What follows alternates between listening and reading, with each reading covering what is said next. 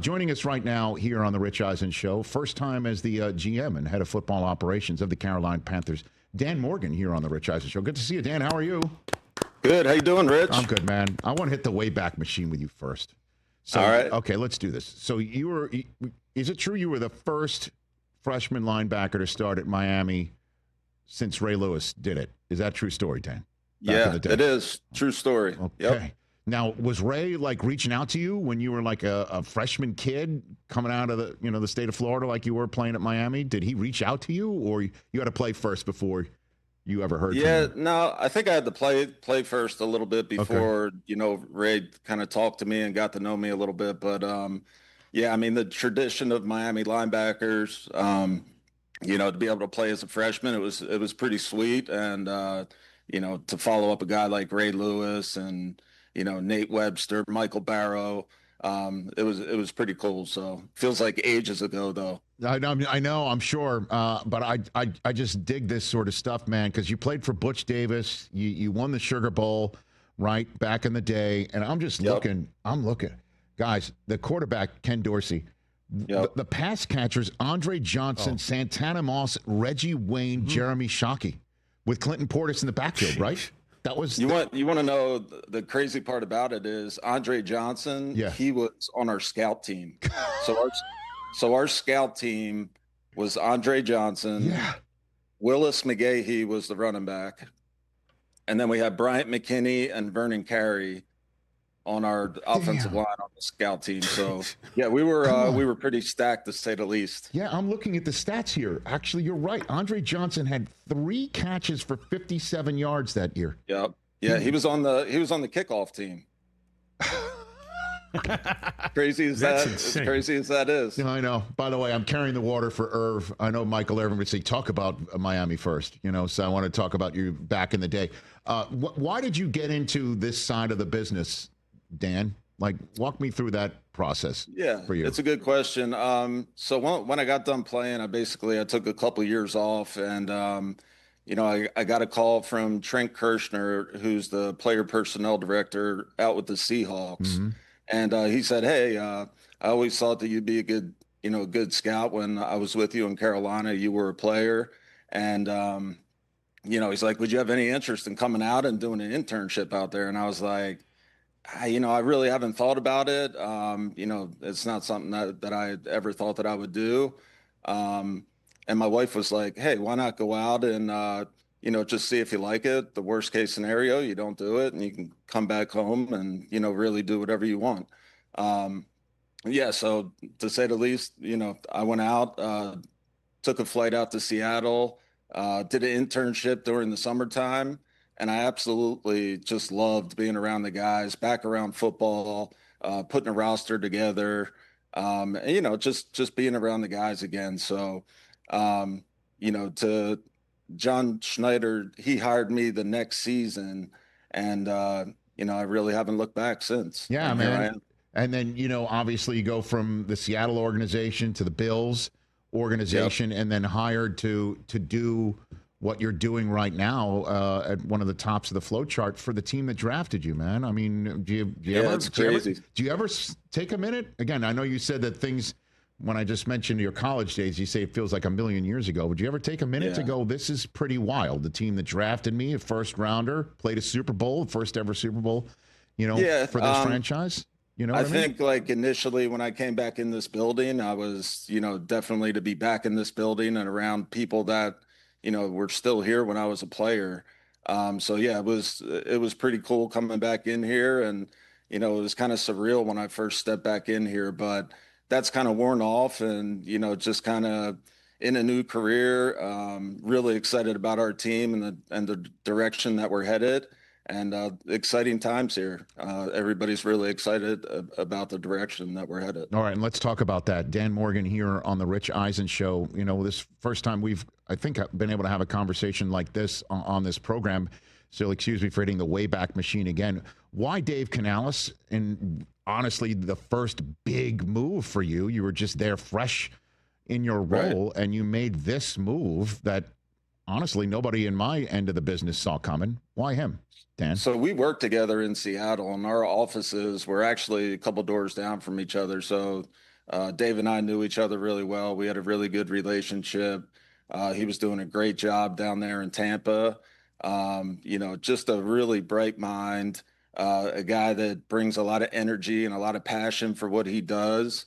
And I do the same. And I thought it'd be a really good, connection with myself, with Mr. Tepper, with Brant Tillis. We have a really good team that we're all really excited about. It's just great communication, collaborative effort, and yeah, we're excited about our group, and again, just about the direction that we're headed. And I'm sure you didn't have a conversation when you hired him. Hey, here's what we're going to do. We're going to bench Bryce Young in the first month of the season. You know what I mean? Like, you never know what's going to happen. And clearly, when it happened, everybody thought, well, that's the end of the road for him in Carolina, and we could not have been clearly more wrong. What do you feel Bryce learned from that sabbatical, which is a word I used with him when I chatted with him before the Munich game when I saw him, and he kind of digged that word. What do you think he learned from that, Dan? I think for him to be able, first of all, I think Coach Canales did a great job of just like making a hard decision. It was a hard decision to, bench Bryce for, after the second game of the year. And for him to do that and, being a first-time head coach, not a lot of guys would do that in that type of situation. So for him to feel that, that was going to be the best thing for Bryce, I thought that was a great move by him. And it's what was best for the organization.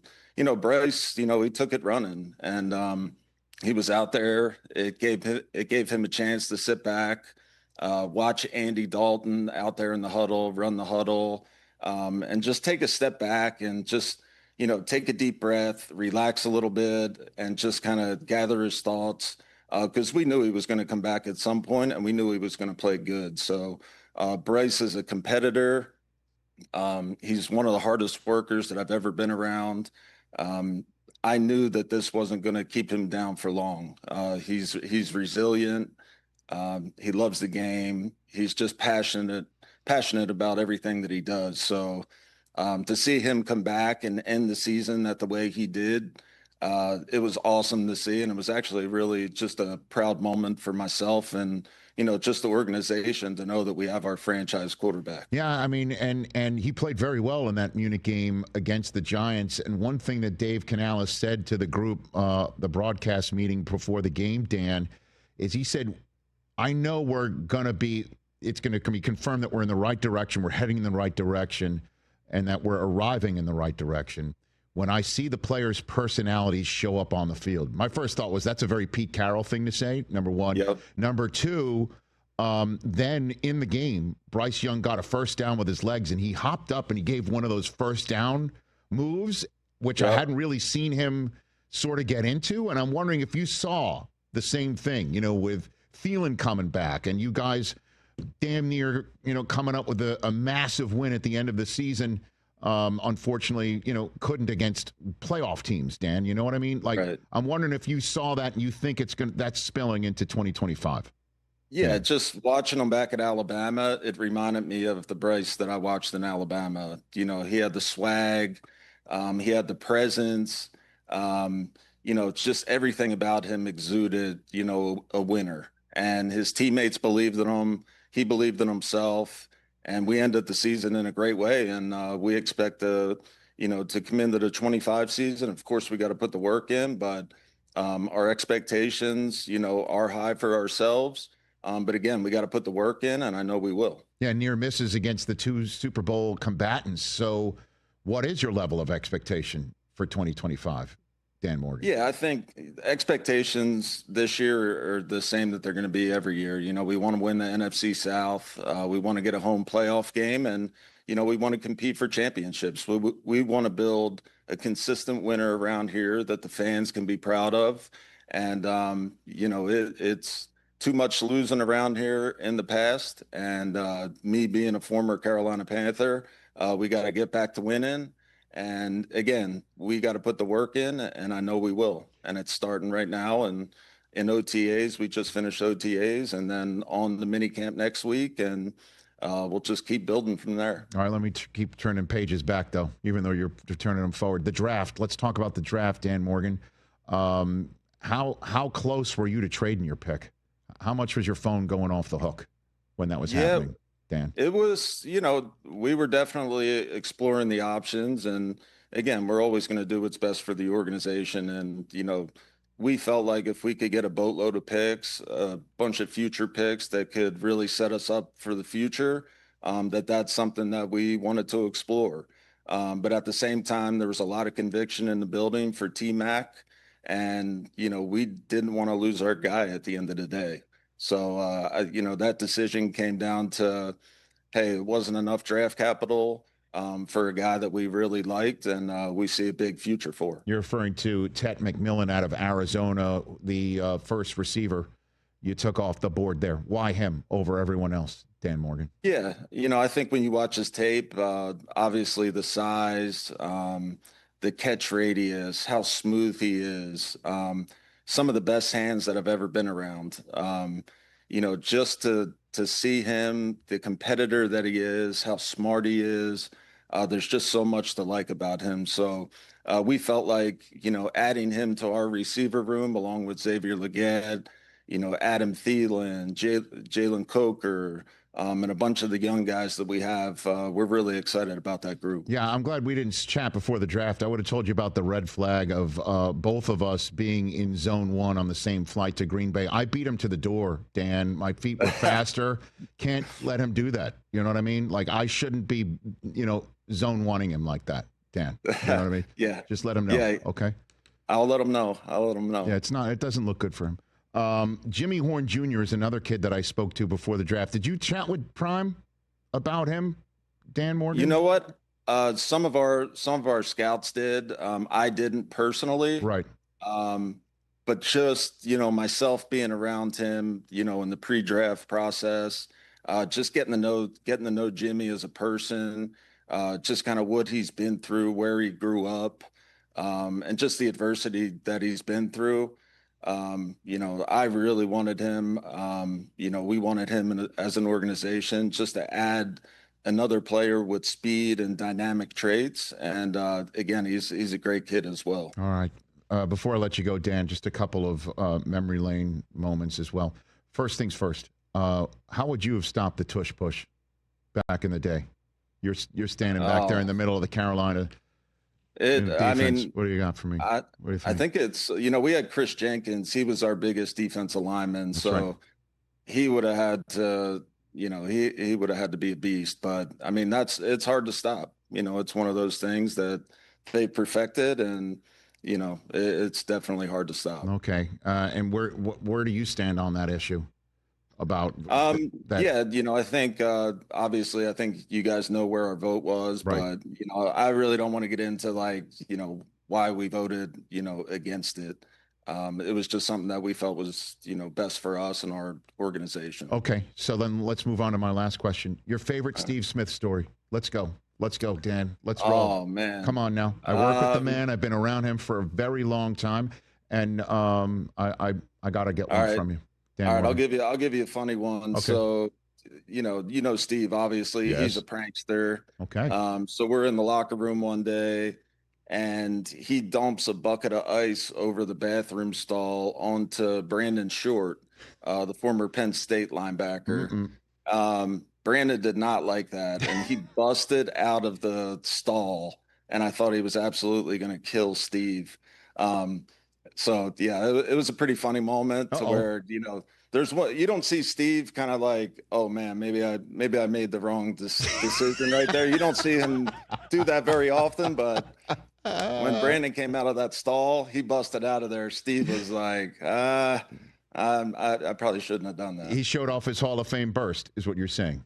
He definitely did. Hey man, listen, I just remember that Super Bowl. That was our first for NFL Network. That was the first. We were 11 weeks old in Houston. You guys versus New England, and I just remember the second and fourth quarters of those games were just off the charts. Not great, obviously, for a defender.